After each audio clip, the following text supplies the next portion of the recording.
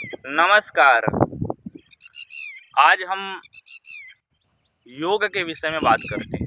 युजिर योगे अर्थात युजिर योगे इस धातु से योग शब्द का निर्माण हुआ है, जिसका अर्थ होता है जोड़ना। अर्थात जीवात्मा से परमात्मा का मिलन करना ही योग होता है।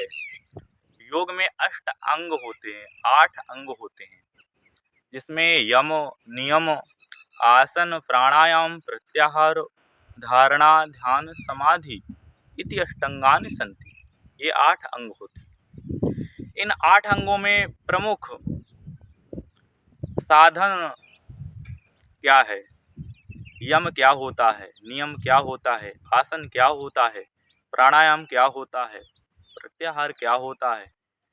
धारणा क्या होती है? ध्यान क्या होता है? समाधि क्या होती है? इन विषयों पर हम लोग विचार करेंगे।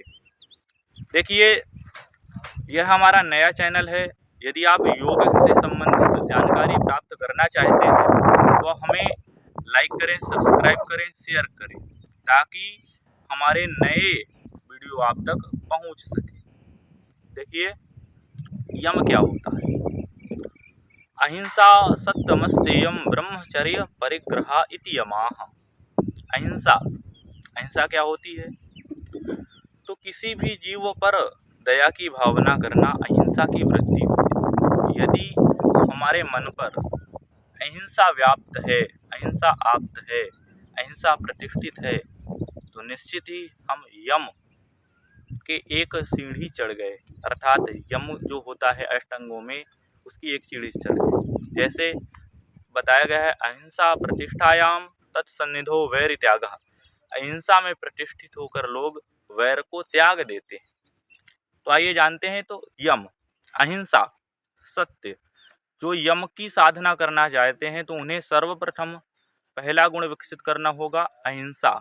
इसके बाद सत्यम, अर्थात सत्य बोलना होगा। कैसा सत्य? सत्यम ब्रूयात ब्रूयम ब्रूयात न ब्रूयात सत्यम अप्रियम। अर्थात सत्य बोलना होगा। और न ब्रूयात सत्यम अप्रियम, अप्रियम सत्यम न ब्रूयात, अर्थात अप्रिय सत्य को भी नहीं बोलना होगा। अहिंसा सत्यमस्तेयम, अर्थात अहिंसा प्रतिष्ठित करनी होगी, सत्य प्रतिष्ठित करना होगा अपने जीवन पर। इसके बाद अस्तेय, चोरी नहीं करनी चाहिए। सामान्यतः आज की स्थिति पर बहुत कम लोग ऐसे हैं जो सत्य मार्ग पर चलें और चोरी करें। ऐसे नहीं होते। मतलब क्या है? अस्तेय का मतलब क्या है? क्या चोरी करना है? जी नहीं। आपके जो स्वकर्म हैं, जो स्वकर्म में लगे हुए हैं, उन कर्मों का लोप नहीं करना है, उन कर्मों की चोरी नहीं करना है। इसी को अस्तेय कहते हैं। तो क्या हो गया? अहिंसा सत्यमस्तेयम ब्रह्मचर्य परिग्रह।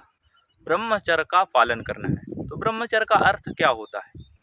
वैसे तो लोग वीर को निग्रह करना, इसी को ब्रह्मचर्य कहते हैं, लेकिन ऐसा बिल्कुल भी नहीं है। ब्रह्म अर्थात वेदः, ब्रह्म अर्थात ब्रह्मा, ब्रह्म अर्थात भगवान विष्णु, ब्रह्म अर्थात ब्राह्मण। अर्थात इन सभी, ब्रह्म शब्द के 4 वेद होते हैं। ब्रह्मचर्यम चरतीति अधीयते इति ब्रह्मचर्यः। अर्थात जो वेदों को चर लेता है, अर्थात वेदों का ज्ञान संपूर्णतया कर लेता है, उसे ब्रह्मचारी कहते हैं। अर्थात तो ब्रह्मचर्य का पालन करता है, अर्थात स्वाध्याय करना है, वेदों की ऋचाएं पढ़नी हैं, उन ऋचाओं का अर्थ क्या है, और जो अर्थ पढ़ा जाए उसका संगम किस तरह किया जाए, उसका अनुगमन किस तरह किया जाए, यह भी आपको करना जरूरी है। तब आप यम करेंगे। तो यम में क्या हो गया? अहिंसा, सत्यम, अस्तेय, ब्रह्मचर्य और परिग्रह।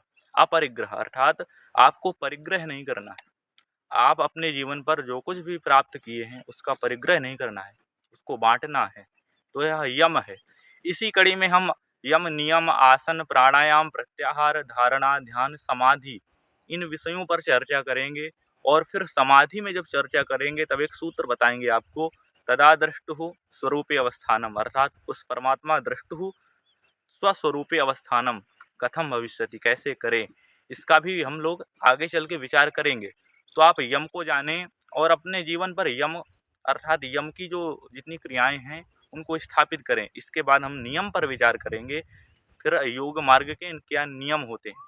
इसके बाद जानेंगे ब्रह्मचर्य किस तरह से पालन करना चाहिए, ब्रह्मचर्य की क्या स्थितियाँ होती हैं, ब्रह्मचर्य क्या क्या स्वभाव होता है, ब्रह्मचर्य में क्या चीज़ छोड़नी चाहिए, क्या चीज़ पकड़नी चाहिए, ब्रह्मचर्य कैसे रुके, मन को शांत कैसे करें, ध्यान कैसे करें, योग कैसे करें, आने वाले समय पर हम लोग धीरे धीरे धीरे धीरे आपको बताएंगे।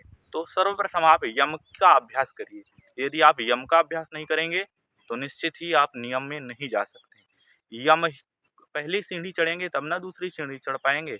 यदि दूसरी सीढ़ी चढ़ना है तो पहली सीढ़ी अच्छी तरीके से क्रॉस करना पड़ेगा। तो यम आप सीखिए।